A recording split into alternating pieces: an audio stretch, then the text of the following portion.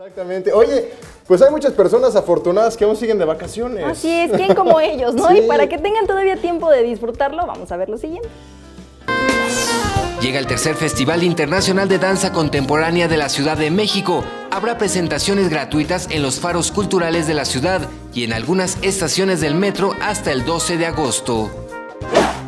En el Museo de la Ciudad de México se exhibe Miradas a la Ciudad, donde se utilizan textos, objetos, obras de arte y tecnología. Pretende convertirse en un espacio de reflexión sobre la dinámica urbana.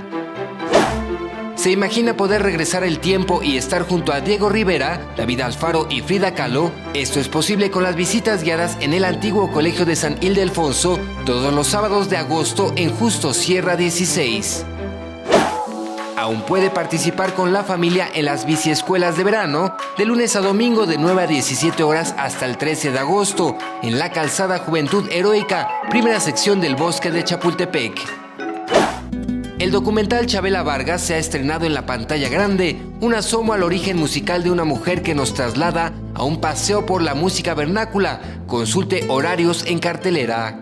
Alejandro González, 21 Noticias.